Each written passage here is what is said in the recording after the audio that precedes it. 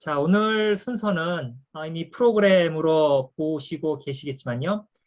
발제는 각 20분씩 진행이 됩니다. 20분씩 진행이 되고, 발제가 되는 동안에는 특별히 Q&A 시간을 갖지는 않겠습니다. 대신 지금 이제는 뭐 많이 보편적으로 사용들 하셔서 요 줌 프로그램의 퀘스천 앤 앤서, 질문응답 그 창을 이용을 해서 질문을 좀 적어주시면은 나중에 발제가 2번 끝난 다음에 패널 진행을 할 때 박 회장님께서 질문이나 이런 것들을 묶어가지고 같이 진행을 하실 예정입니다.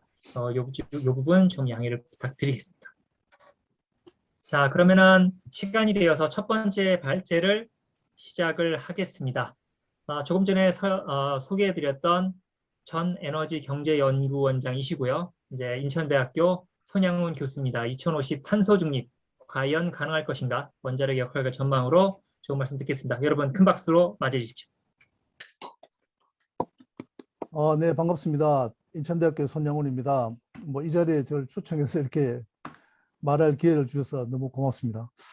우선 제가 파일을 공유해야 되는데 아마 잠깐만요.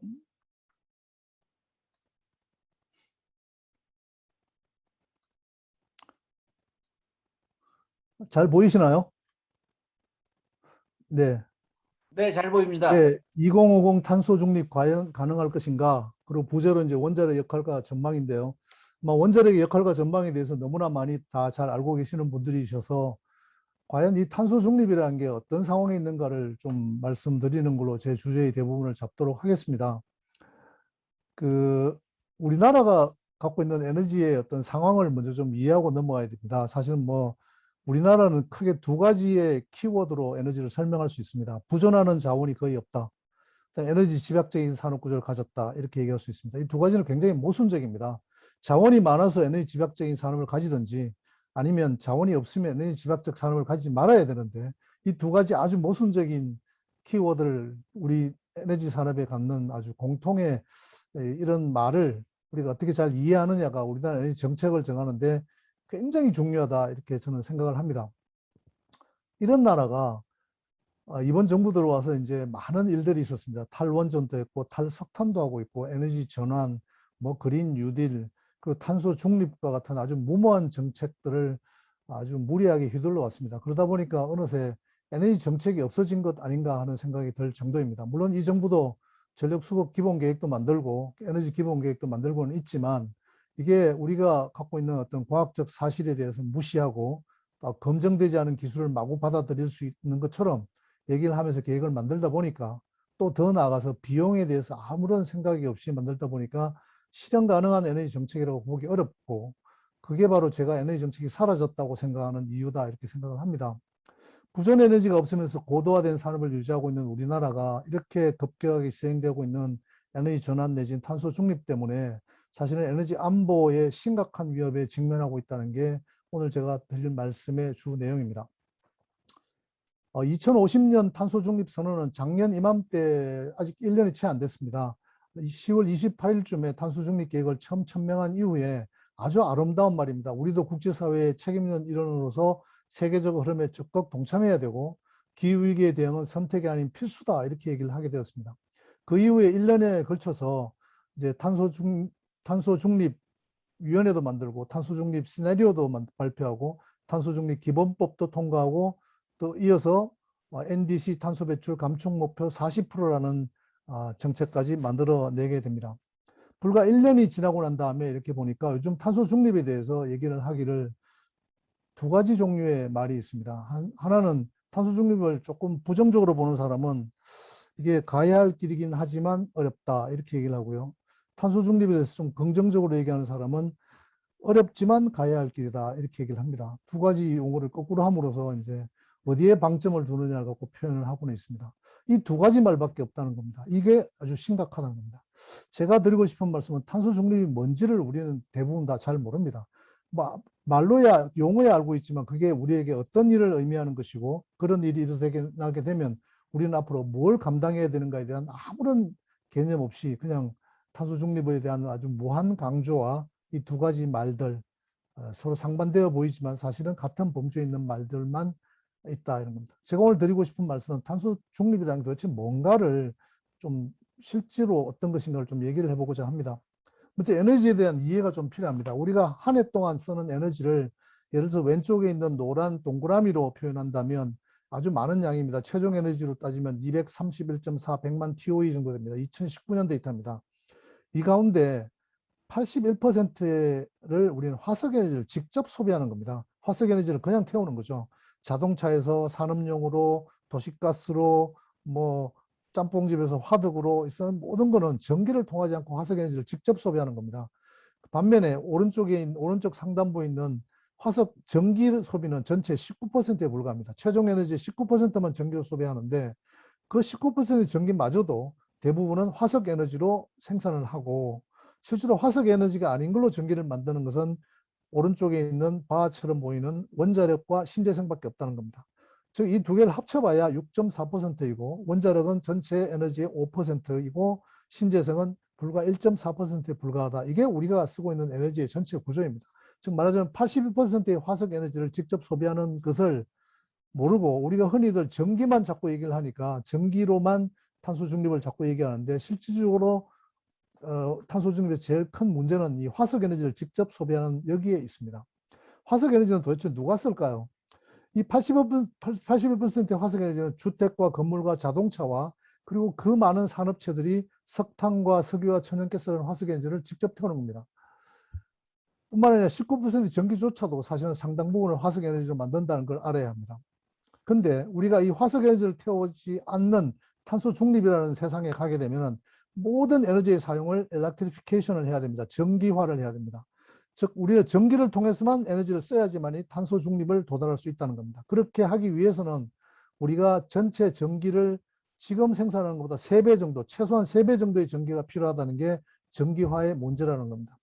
3배의 전기가 필요한데 그 3배의 전기마저도 석탄이나 천연가스는 쓰지 말고 신재생 에너지와 원자력으로만 써야지만 우리가 전기화를 통한 탄소 중립이 가능하다는 겁니다. 근데 더 문제는 우리나라가 탈원전을 하고 있다는 겁니다. 즉 탈원전을 하고 있기 때문에 결국 남은 것은 정말 한 줌에 불과한 재생에너지인데 이것만으로 모든 에너지를 감당해야 되는 아주 난해한 목표를 설정하고 있다는 게 지금 이 탄소 중립에 대한 아주 근본적인 이해라고 저는 생각을 합니다. 그래서 이 정부가 발표한 탄소 중립 시나리오를 이렇게 보면 저는 현실에서의 계획이 아니다 이렇게 생각합니다. 저는 개인적으로 오랫동안 에너지 정책 내지는 에너지와 관련된 계획, 전력 수급 기본 계획 같은 일들을 하면서 제가 가졌던 경험과는 너무나 큰 거리가 있습니다. 말하자면 신재생 에너지의 가능성을 극복하기 위한 구체적 방안이 전혀 없습니다. 현재까지 알려진 ESS나 수소 등의 방법을 얘기는 하고 있지만 이게 비용이 얼마나 되는지를 가늠해 보지도 않고, 혹은 가늠해 보았지만 너무 비싸니까 덮어버리는 그런 상태에서 작성을 했다는 겁니다. 뿐만 아니라 무탄소 신전원이 최대 21.4%를 차지하고 있는데 이게 도대체 무엇인지 알 수가 없다는 겁니다. 수소 발전이나 암모니아 발전을 얘기하고는 있지만 전기로 수소를 만들어서 수소로 다시 전기를 만드는 게 갖고 있는 효율성에 대해서는 아직은 우리의 기술로는 너무나 낮다는 겁니다. 이런 일체의 어떤 기술적 가능성과 비용 구조가 없는 계획이라고 보기는 어렵다는 겁니다. 엄청난 비용이 소요될 것으로 보입니다. 아마 상상할 수 없는 비용이 들어가게 될 텐데 이에 관해서 계산을 하거나 제시하지도 않았고, 그러다 보니까 이게 현실에서의 계획이라기보다는 미래에 대해서 갖는 일종의 희망사항인 것처럼 보인다 이렇게 생각을 합니다. 그러나 더 나아가서 이것만이 아닙니다. 산업 부문은 사실은 연료로 쓰는 것만이 아닌 원료로 쓰는 에너지가 굉장히 많습니다. 수소, 환원 제체나 납사 원료 전환 같은 얘기를 하고는 있지만 이게 아직은 미래의 기술이고 경쟁력을 유지할 만큼의 비용으로 공급되지 않으면 철강을 위시한 1차 금속이나 시멘트를 위시한 비금속이나 정유, 도시가스, LPG, 석유화학과 플라스틱과 관련된 모든 산업들은 산업이 없어지는 길을 걸어갈 수밖에 없다는 겁니다. 이게 우리가 알고 있는 탄소 중립의 정체다 이렇게 생각을 합니다. 즉 우리가 탄소중립위원회가 주도하고 있는 탄소중립 시나리오 자체가 석탄이나 LNG와 같은 화석 에너지를 조금 적게 쓰는 발전 부분에서의 변화만을 생각하고 있다면 아니라는 겁니다. 그게 아니라 우리 경제의 버팀목이 되고 있는 대부분의 산업들이 결국 산업혁명 이후에 우리가 이룩한 탄소를 중심으로 한 어떤 이런 시스템, 그게 무너지는, 그게 완전히 소멸되는 결과를 가져올 수 있는 아니다 하는 걸 정확하게 이해를 해야 된다고 생각을 합니다. 그렇다면 이 탄소 중립 목표는 어떤 방식으로 지금까지 진행되고 있는가를 좀 볼 필요가 있습니다. 이 그래프는 1990년부터 지금까지 그리고 또 앞으로 30년, 2050년까지 타임 스팬을 가지고 1990년에 모든 나라의 에너지의 탄소의 배출량을 1로 다 두었을 때 각 나라들은 어떤 궤적을 지금 보이고 있고 앞으로는 어떻게 될 것인가를 보여주는 그림입니다. 아래쪽에 있는 세 개의 나라, 보라색, 주황색, 연두색의 나라는 영국과 프랑스와 독일입니다. 이들 나라들은, 유럽에 있는 이들 나라들은 1990년도에 이미 우리가 흔히 얘기하는 탄소 배출 피크를 경험하였습니다. 말하자면 산업화가 이루어지면서 빠른 속도로 탄소를 많이 배출하는 사회가 되었다가 산업화가 어느 정도 진전이 되고 제조업이 외부로 나가면서 이제 서서히 탄소를 배출하는 양이 줄어드는 단계에 이미 1990년에 도달하였다는 것이죠. 이렇게 도달한 탄소 배출 피크 이후에 이 세 나라는 꾸준히 탄소 배출량이 줄어들어서 2020년 현재 1990년보다는 훨씬 줄어든 상태의 탄소를 배출하고 있습니다. 그 위에 있는 나라가 일본과 미국인데요. 일본은 2005년도에 탄소 배출 피크를 경험하였고 미국은 셰일가스 때문에 2012년에 탄소 배출 피크를 경험하였습니다.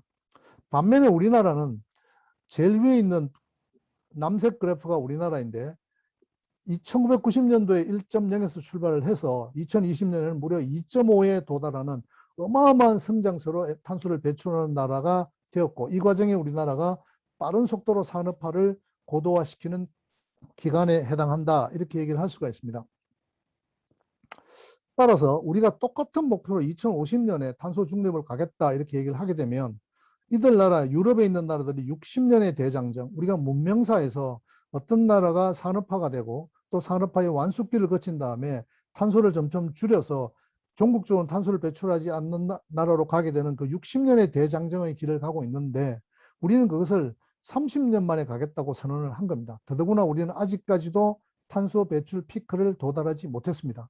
아마 팬데믹 때문에 최근 한두 해 동안 줄고는 있지만 여전히 우리는 탄소 배출이 팬데믹이 끝나고 나면 늘어날 가능성이 있고 아직도 피크에 도달하지 못했습니다. 이런 우리가 30년 동안 60년의 대장정을 가겠다고 얘기하는 것이 어떤 거냐 하는 것을 우리가 이해를 해야 됩니다. 왜냐하면 60년이라는 시간을 두고 서서히 줄어드는 것과 30년이라는 시간은 반이지만 사실은 이런 속도를 가게 되면 그 비용은 10배, 20배 늘어날 수 있다는 게 일반적인 관측입니다. 따라서 우리가 그것을 감내하면서 30년을 굳이 왜 하느냐에 대해서 설명이 돼야 됩니다. 그런데 대통령께서 며칠 전에 40%의 NDC를 갖고 컵26에 나가겠다고 40%를 선택을 할 때 하신 말씀이 35%를 어떻게 내놓냐, 40%로 가자 이렇게 얘기를 했다고 합니다. 뭐 제가 직접 들은 건 아닙니다만. 그렇다면 아마 이런 사람들은 아마 어떤 우리가 탄소를 많이 배출하는 데 대한 죄책감이나 부채의식이 있는 게 아닌가 이렇게 생각이 듭니다. 죄책감이나 부채의식을 왜 우리가 이들 나라들에게 영국이나 프랑스나 독일 같은 나라들에게 가져야 되는가? 사실은 그렇지 않다는 말씀을 꼭 드리고 싶습니다. 사실은 이게 애뉴얼 CO2 배출량을 나타내는 그림입니다. 맞으면 좀 검은색으로 표현된 선이 영국이고 빨간색으로 표현된 나라가 우리나라입니다. 근데 영국은 1750년도에 산업혁명을 시작한 이후에 거침없이 탄소 배출량을 늘려나가다가 보시다시피 1990년 정도에 이르러선 피크에 도달하였고 그 이후로는 서서히 내려가는 패스가 아까 요전 그래프에서 본 것과 같은 기간입니다. 반면에 우리나라는 1950년, 53년대의 전쟁이 끝난 다음에 불과 70년 동안 어마어마하게 빠른 속도로 산업화를 이루었고 마침내는 2000년대가 넘어서는 영국보다 더 많은 탄소를 배출하는 나라가 되었습니다. 영국의 인구가 6,700만이기 때문에 우리보다 조금 많은데도 불구하고 우리가 영국보다 지금 더 많은 탄소를 배출하는 게 아마 이런 사람들이 갖는 죄책감의 근원이 아닌가 이렇게 생각을 합니다. 그러나 우리가 배출한 이산화탄소는 지구의 대기속에 늘 머물러 있기 마련입니다. 오랜 세월이 지나야 없어지게 됩니다. 이건 우리가 그걸 큐뮬러티브하게 누적적으로 그려보면 영국은 검은색 선으로 우리나라는 붉은색 선으로 탄소를 배출한 누적 양을 갖고 있습니다. 즉 말하자면 영국은 산업혁명 때부터 지금까지 줄기차게 탄소를 배출했고 우리는 불과 70년 동안 배출했기 때문에 누적적으로 대기에 이산화탄소를 배출한 양으로는 우리가 영국에 어림없이 낮다는 겁니다. 우리가 이들 나라에게 죄책감을 가질 게 아니라 이들 나라가 우리에게 죄책감을 가져야 된다는 것을 정확하게 이해해야 됩니다. 말하자면 요즘 흔히 얘기하는 근자감이란 말이 있는데 근거 없는 자신감처럼 근죄감이라고 저는 이름을 붙이고 싶습니다. 즉 근거 없는 죄책감에 이와 같은 일들을 해서는 안 된다고 생각을 합니다. 좀 비교를 해보면 우리나라는 유럽 국가들과 시간대가 다릅니다. 산업혁명을 처음 시작한 영국은 240년 동안 산업화를 했고 그 다음에 서서히 1990년부터 탄소 배출이 줄어들었고 앞으로 30년 동안 탄소 중립을 달성하겠다고 합니다. 그러나 고도 산업 국가가 된 최근에 된 우리나라는 70년 동안 빠른 속도로 산업화를 했고 2021년 현재까지 빠른 속도로 탄소 배출이 늘어나고 있고 아직 탄소 배출 피크에 도달하지 못했고 그러나 우리도 30년 동안 탄소 중립을 달성하겠다는 계획을 갖고 있습니다. 60년 동안 탄소 중립의 탄소 감축을 하겠다는 대장정과 30년 만에 탄소 중립을 하겠다는 무리한 계획을 우리는 좀 정확하게 이해할 필요가 있습니다. 예를 들면 마라톤을 달릴 때 2시간에 내가 이걸 주파하겠다 이렇게 얘기하면 야심찬 계획이라고 얘기하겠지만 내가 열정과 의지로 충만해서 2배 속도로 달려서 100m 달리기 하듯이 마라톤을 달려서 1시간에 주파하겠다 이렇게 얘기한다면 완주가 불가능한 바보의 계획이라고밖에 할 수 없다 이렇게 생각을 합니다. 이게 우리가 유럽 국가들과 시간대가 다르다는 걸 정확하게 이해해야 된다는 겁니다. 하나만 예를 들겠습니다. 최근에 나온 월드 에너지 아웃룩 2021년 자료와 우리 정부가 발표한 탄소 중립 시나리오를 보면서 놀랄 정도의 데이터가 있습니다. 그게 뭔가 하면 뭐 이게 정확한 자료가 아니고 제가 추정한 건데 EU의 경우에 2050년도에 태양광은 어느 정도 될 거라고 보고 있는가 하면 300기가와트 정도를 보고 있습니다. 근데 우리나라가 480기가와트 된다고 지금 계산이 되고 있다는 겁니다. EU는 국가가 27개 나라가 있고요. 우리나라는 한 나라밖에 없습니다. EU는 인구가 5억 명이고 우리는 5천만입니다. 10배죠. 면적은 우리보다 42배가 더 넓습니다. 이런 EU가 생각하고 있는 게 300기가와트인데 우리나라가 이 한반도의 좁은 땅에다가 480기가와트를 만들어서 저장 장치에 대한 계획도 없이 우리에게 태양광으로 탄소 중립을 달성하겠다고 얘기하고 있습니다. 이런 허황한 일은 우리만 하는 건 아닌 것 같습니다. 미국의 자료인데요. 제일 아래쪽에 있는 뱀처럼 지나가고 있는 선이 바로 미국이 리뉴어블 쉐어를 얼마나 할 거냐, 신재생 에너지를 얼마나 갈 거냐 하는 것에 대한 리얼 데이터입니다. 1960년대부터 지금까지 이 뱀처럼 기어가는 아래쪽 선이 미국이 전체 에너지에서 재생에너지가 차지하고 있는 비중입니다. 약 6%에서 지금 한 12%까지 올라가 있습니다.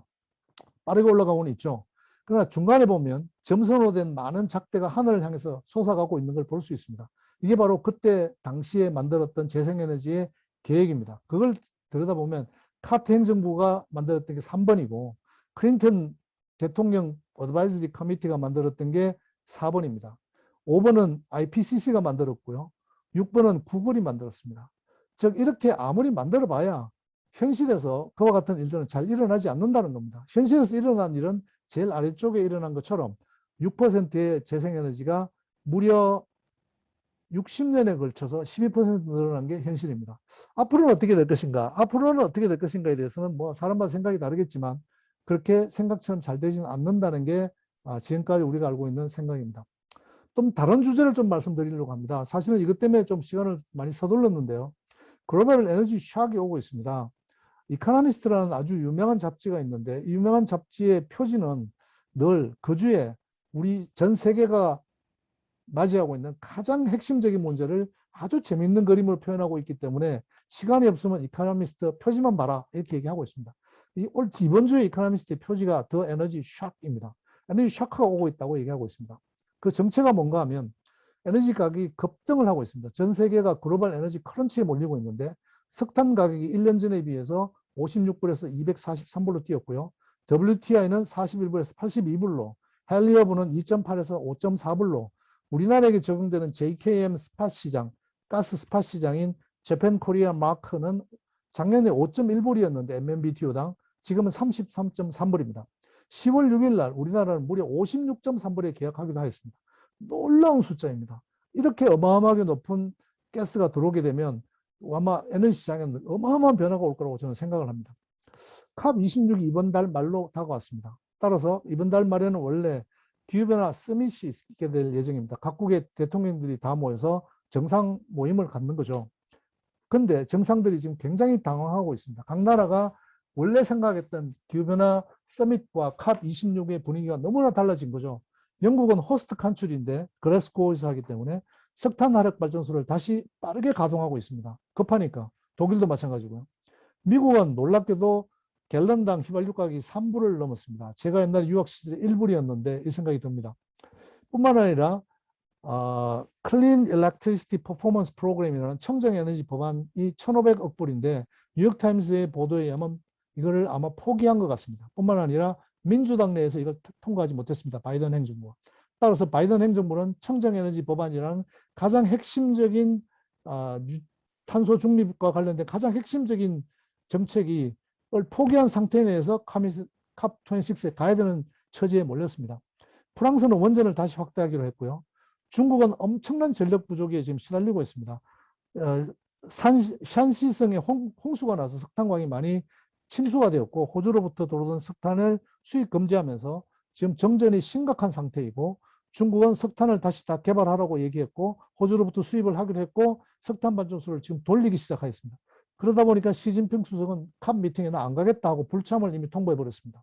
아마 김 많이 빠졌을 겁니다. 중국이 안 온다면 컵 미팅 별 의미가 없게 되는 거죠. 인도도 마찬가지입니다. 석탄 가격이 엄청나게 올라가서 전력 공급 부족으로 다수 지역이 정전 상태에 있고 지금의 석탄 가격이 지속되면 인도는 정전은 불가피할 겁니다. 오로지 웃는 나라는 러시아 한 나라입니다. 러시아는 유럽의 에너지 공급은 내 손에 달려 있다. 이 얘기를 지금 끊임없이 하고 있고 상당히 위협도 하고 있는 상태입니다. 에너지 위기와 그린 인플레이션 공급만 잠깐 우리나라는 어떻게 하고 있나요? 우리나라는 지금 40% 목표로 탄소 감축을 2030년에 하겠다 하는 목표를 갖고 컵에 대통령이 직접 갈지 안 갈지 아직은 확실히 모릅니다. 가서 아마 되게 자랑하고 싶은 것 같습니다. 에너지 위기와 그린 인플레이션 공급망 붕괴 조짐이 나타나고 있고 이게 지금 많은 데이터에 의하면 상당 기간 지속될 겁니다. 왜냐하면 2015년 이후에 사실은 에너지 가격이 낮은 이유로 투자가 많이 줄어들었습니다. 뿐만 아니라 그린 에너지 정책, 에너지 전환, 기후 정책 등을 하면서 했는데 그렇게 환화된 재생에너지는 제대로 들어오지 못하고 전력을 생산하지 못하는 가운데 화석에너지의 수요가 늘어나서 가격이 상승하는 아주 엄청난 에너지 안보에 아주 심각한 경고가 들어오는 그런 상황에 와 있습니다. 에너지 정책의 본래의 미션은 에너지를 제대로 공급하자는 게 원래 본래의 미션인데 이걸 망각한 결과가 아닌가 이렇게 생각을 합니다. 사실은 이 무리하게 작성된 NDC를 유일하게 해결할 수 있는 길은 사실은 이 정부가 추진한 탈원전 정책을 포기하는 것밖에 없습니다. 구차계획에 폐쇄하기로 결정했던 10여 개의 원전을 빨리 운영 허가 연장을 하고 조속한 시일 내에 신한울 3, 4호기를 재개하지 않으면 지금 정부가 제시하고 있는 40%의 탄소 감축 목표는 전혀 달성 가능하지 않습니다. 아무런 다른 수단은 없습니다. 뿐만 아니라 이걸 한다 하더라도 여전히 달성하기 어렵습니다. 뿐만 아니라 2030년 이후에도 우리는 에너지를 환경을 계속 다루어야 하기 때문에 빠른 속도로 원자력 발전소를 다시 시작하고 늘리지 않으면 우리는 탄소 감축과 관련된 어떠한 대안도 없다 이렇게 생각을 합니다. 기후변화에 대한 근본적으로 기후변화는 우리가 아무리 노력을 해도 사실은 광대무변한 자연을 함부로 바꿀 수 있다고 생각하는 건 만용입니다. 실제로 우리나라의 온실가스 배출은 전 세계 1.7%에 불과합니다. 따라서 우리가 아무리 줄여도 전 세계의 지구의 온실가스로 인한 어떤 기후변화에 큰 영향을 주지는 못합니다. 우리가 글로벌 트렌드를 거부하거나 외면할 수는 없습니다. 그러나 우리가 앞장서기보다는 우리가 어떻게든 남만큼이라도 하고 가장 비용을 줄여서 그것을 가장 합리적으로 선택을 해서 어떻게 하면 비용을 줄여서 우리가 감당할 수 있는가를 끊임없이 모색하고 노력을 해야지 이것을 그냥 무모하게 호들갑이나 떨고 그걸 하기 위한 노력과 자본을 모두 낭비해버리고 우리가 갖고 있는 설비들을 무효화시키게 되면 사실은 에너지도 환경 문제도 기후변화도 제대로 해결할 수 없다 이렇게 생각을 합니다. 제가 시간을 좀 넘긴 것 같습니다. 여기까지 말씀드리겠습니다. 고맙습니다. 예, 손영원 교수님 감사합니다. 명쾌한 요지에다가 통계까지 해주셔가지고 저도 정말 시간 가는 줄 모르고 들었는데 보니까 조금 시간이 다 되어가지고 딱 이렇게 맞춰주셔서 대단히 감사합니다.